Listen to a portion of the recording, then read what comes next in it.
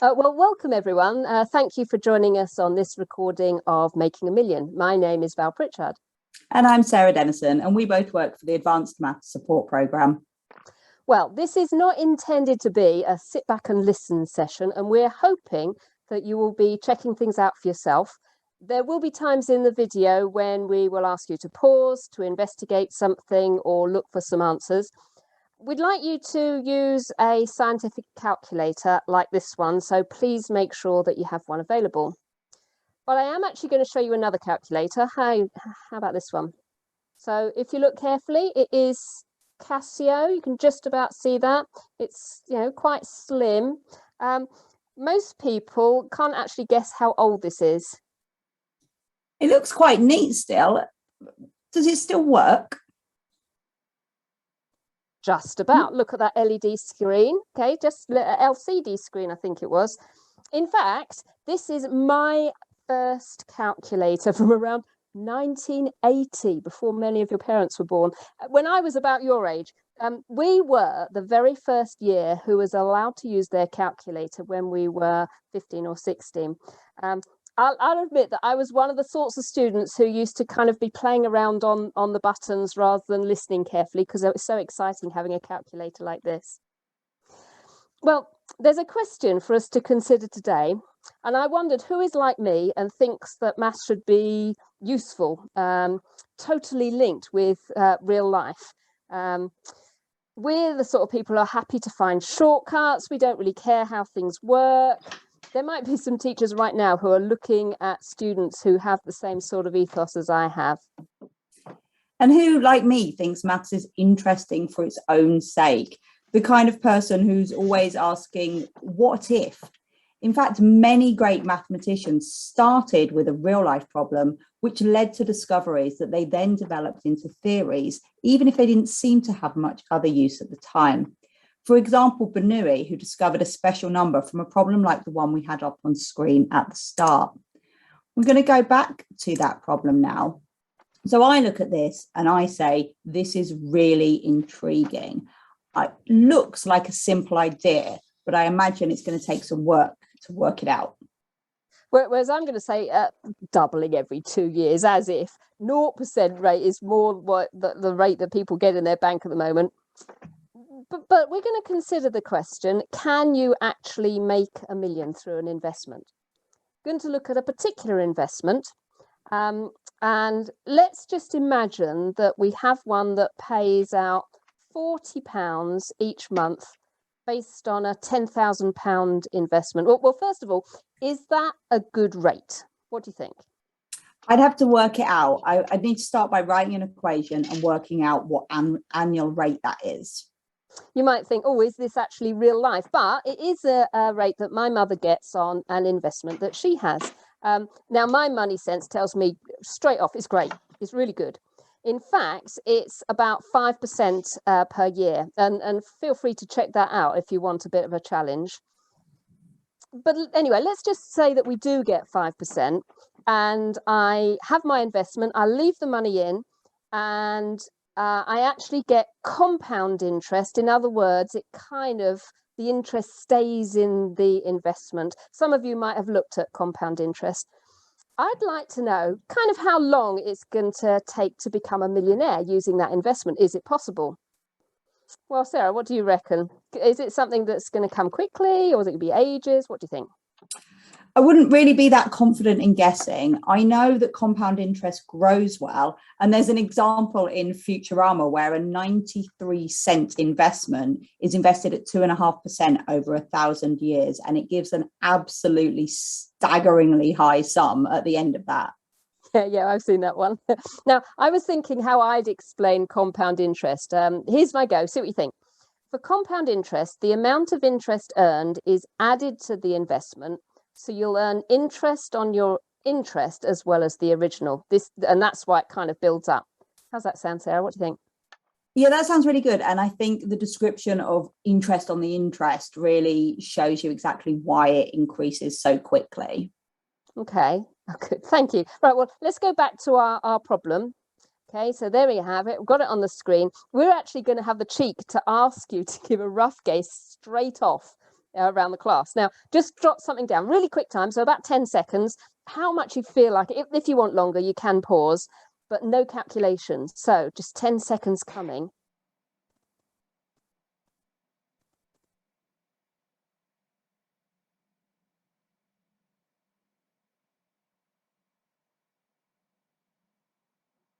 So how are you at writing things down like that?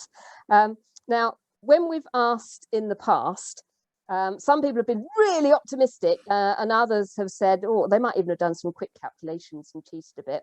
And some have said really ages, not realistic at all. We've had answers from 10 years up to 2000 years. I'd really like to look at the maths of this, and we're going to start by looking at multipliers, which is going to help us tackle this problem. You've probably looked at them in your percentage topics. They tell us a number to multiply by when we want to increase an amount by a percentage. So we can see that there. I invest 5% each year. What's the multiplier? Well, this is my area of expertise. I don't even have to think about it. I know that it's 1.05. Okay, whereas I would like a little bit of reasoning to support that answer. So if we think of our original amount as being 100% and we want to increase it by 5%, that means we're going to have 105% of our original amount. We know that percent means out of or divide by 100. So if we divide that by 100, we get 1.05, as you said.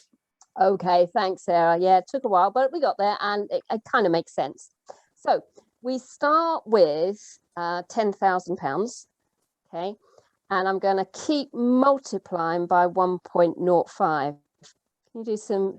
I think you can do some writing for me. Can we show everyone? Yeah, we can. We totally can. Okay, so apologies for this. No worries. Obviously not working. Here we go. So what was that? You start with. It was 10,000. So 10,000. Yeah. And I multiply by 1.05 and I multiply by 1.05 again. Here, etc., etc. And I'm trying to get up to, oh, look, dots, I like that. And I'm trying to get to 1 million. Like it. Thank you. I think I can see an equation coming on here. The number of years to make it to 1 million is our unknown. That's what we want to know. So let n be the number of years. Can you see how to write this as an equation, Val? Okay. Well, let's put I've still got my 10,000. And then I'm multiplying a load of times by 1.05. In fact, I'm multiplying by 1.05 to the n. Oh, yeah. And I get to 1 million.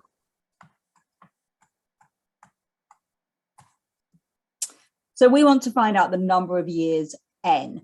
This will tell us if this is going to make you a millionaire by the time you retire, Val, or if it's going to be more likely an investment for your great, great, great, great, great, great grandchild. By the time I retire, grief, that would be great. Okay, well, actually, I'm going to ask the students to do some work for me. And we've done this when we've done live versions, but we're going to ask people who are looking at the recording to try as well. So try some values just using trial and improvement on your calculator and give another answer. We suggest that, in a minute we'll pause the video and you're going to try and get as close as you can. And by close, we mean close. So as many decimal places as you think you could manage, but maybe pause for about 2 minutes.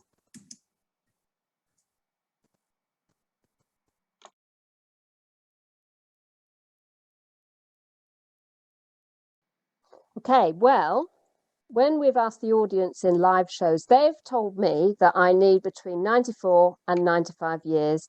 Some have given even more accuracy. This gives me a bit of confidence. So there we go, an answer. Wonderful. Hang on. Whilst that is a really good estimate, I'd like to know for sure how many years I'm going to need to wait. We need to find a more accurate answer. And yeah, and to be honest, I'd be quite happy to have a more efficient method because I won't always have groups of students able to help me out and do all the trial and improvement. So is there a better way? Well, this might seem a bit random, but maths, of course, has the answer to this. And to look into it, we're going to need to look at a button on your calculators. So make sure you have those ready, please. Ooh, great bit of technology that I can experiment with. Oh, I can see you've got your calculator. Thank you. Which button can you demonstrate for us, Sarah? Yeah, so the button that we're interested in here is this button here, the one with the log and the square and the rectangle. My calculator actually has 2 log buttons. Some will only have this one, but this is the one I'm interested in today. So I'm going to put in here a 2 and here a 4. And this reads as log to the base 2 of 4 is equal to 2. So now to investigate this, I'm going to try some different numbers, but I'm going to keep my base the same to see if I can get an idea about what's happening. So I've got log to the base 2, and then in here I'm going to put another integer, and I'm going to go with 10. Ooh, 10. Integers, why integers? It's decimals. Come on, surely it's finance. We want to be able to deal with decimals. I think using integers might help me decide what's going on. So we're going to ask you to stick to numbers below 1,000 and to try and get answers that are whole numbers as well, because I think that is going to help you get a bit more information. Okay, yeah, well, fair enough. Maybe your 3 point didn't tell me that much. I suppose that I might be able to work things out more easily. And I guess when we investigate things, we do start with simplest cases. Okay. Well, I think we're going to ask people to spend about 5 minutes trying to find integers to put in. Oh, look, all that information. Thank you. And then trying to get integers out as well. You might want to challenge yourself and look for highest integers or ones that are really useful in understanding what's going on, or an answer no one else has. Or if you really want to challenge, work out how many different ones are possible if we're looking for numbers that are below 1,000. It might be helpful if teachers would write interesting ones up on the board, or it might be that you're writing everything in your exercise books. So we're going to pause and then we'll come back in a minute.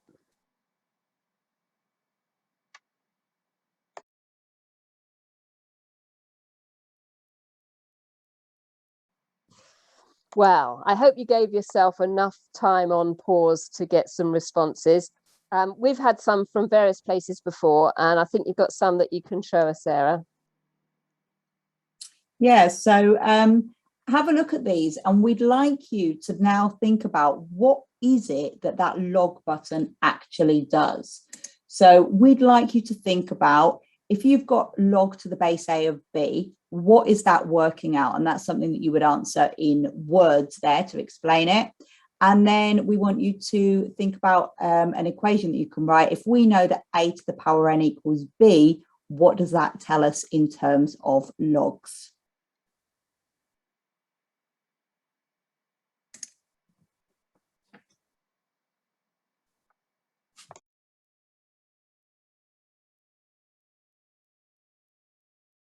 Right, well, I guess it's now my go. These examples, do you know what? Sometimes just one example is really useful. And the one I've been looking at is log to the base 2 of 32 is equal to 5. Oh, look, thank you very much.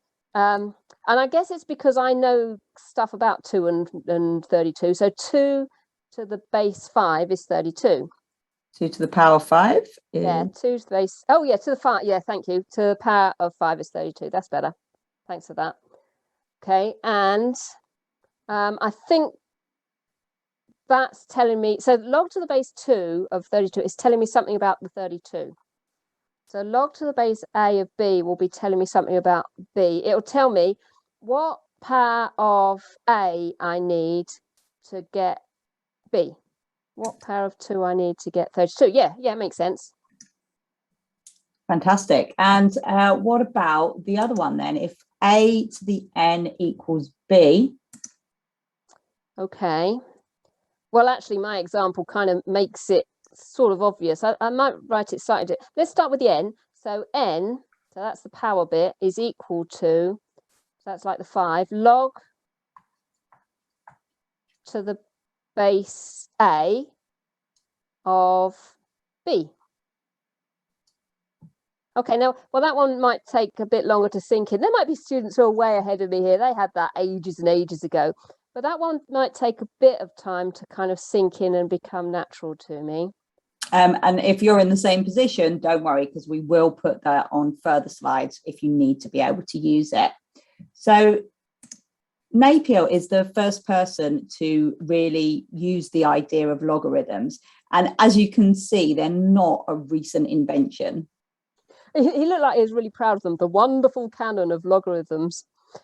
Actually, I'm really glad I've got a calculator, because he originally, I understand, had 90 pages of tables.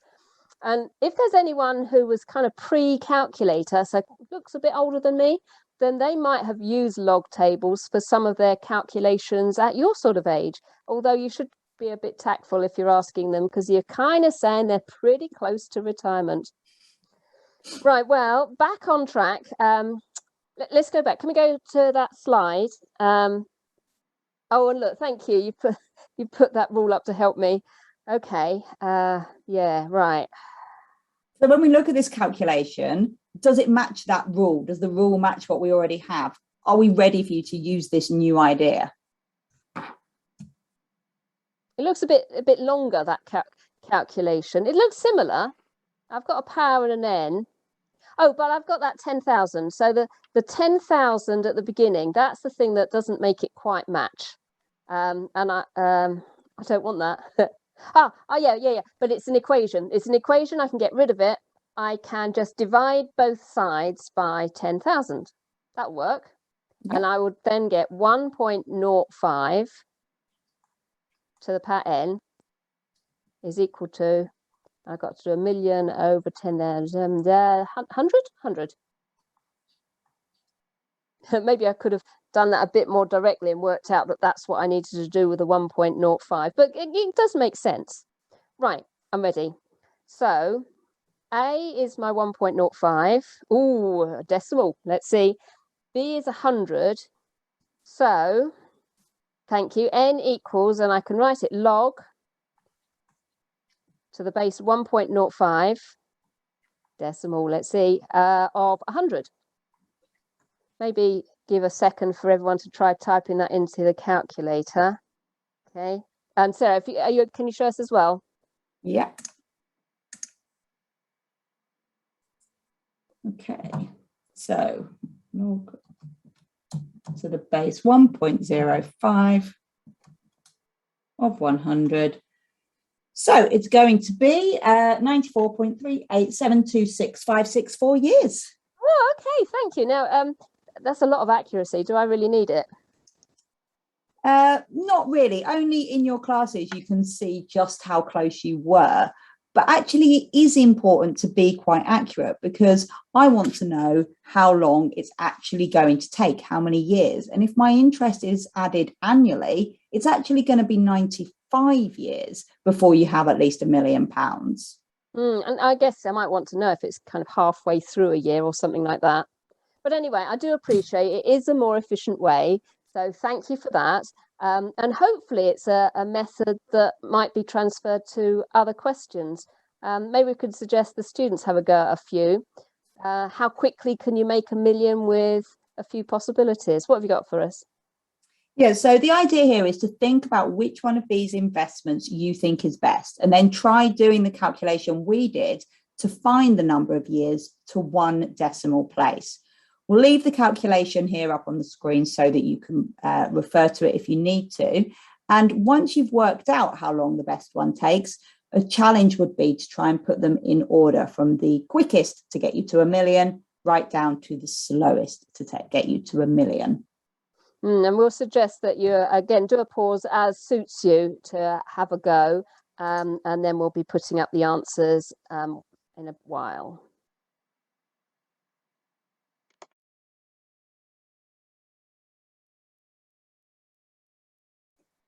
So hopefully you've had a chance to pause and have a go at these. If not, do pause now, because we are about to look at the answers to these. Hopefully you were able to work out that £1,000 invested at 10% compound interest would take 72.5 years to get to 1 million. Hey, thank you. Now, I know there have been some questions a bit like this, these compound interest questions where you're finding the time on GCSE, may be slightly simpler, who knows? but trial and improvement would be expected for that. What about if you did this more advanced method, Sarah? Would you get full credit still? You would, as long as you read the question. If the question asks you to use trial and improvement, like we did earlier on, it's really important that you do that. But otherwise, yes, you would. And in fact, there's loads more applications of logarithms beyond a GCSE exam question. So we have, for example, in medicine and how epidemics spread, in psychology, fairly obviously in maths, in physics and geography, and even in engineering and in music. And I'd like you to kind of think about how you might engage with maths in the future. Maybe you can see something here relevant to your future ideas of study, or maybe you're thinking more just about the joy of discovery and success in solving problems and puzzles. Or maybe it's just going to be a tool. It's going to be a means to an end, working in discovering, maybe not for you, it might be more just using it to work out some answer. Well, logarithms. I reckon I've got an idea about the logarithm function, and I hope you do too. And actually, it might be enough, even if you don't do any more maths after GCSE, to have some idea about this, because you might use it in the future. But if you do see some maths in your future, you should be aware of the options that are available for you. So you might be considering A-level maths either as a subject you really want to study because it's awesome, or as something that supports what you want to do in the future. But I also want to talk to you a little bit now about further maths. Now, further maths isn't just A-level maths, but with harder numbers. It looks at different areas of maths, and it includes abstract ideas like complex numbers, which are a personal favourite of mine, and they're really applicable in areas like engineering. Another area that you might get to study at further maths A-level would be discrete or decision maths. And that's often applied to business decisions, like, for example, how people might deliver goods to customers in the most efficient way, or in the medical world, where they need to match patients and organ donors. And now let's have a look at core maths. Core maths is something that you can study kind of alongside other subjects, as you might say, an add-on, if you like. It's got real life applications. You can see sort of working out tax, checking out figures in newspapers, getting a feel for whether numbers are realistic. But actually, it's not just to kind of play with. It gives great support for other subjects if you're not taking a full A-level in maths. Subjects like chemistry, psychology, particularly biology, social sciences, PE, geography, and others as well. And actually, not only at A-level, but also at degree level. So people who want to go into finance in the future, they really do consider that sort of thing. It's so popular with universities that some will actually give a reduced offer if you are taking and have success on core maths for your other A-level grades. If you want more information, then you can look on the AMSP website. So now we're going to go back to our original problem, and here it is, but with some prettier graphics. I know. I said these were a bit unreal, doubling every 2 years. I mean, maybe mythical bank names are appropriate here. We'll kind of stick with it for you, Sarah. Let's think. Working these out based on an original investment of £1,000 are any better than any of the others? Well, what we'd like to do, if you want to pause the video and have a quick vote, that would be great. And we're going to have a look at the results of votes from previous times we've done this.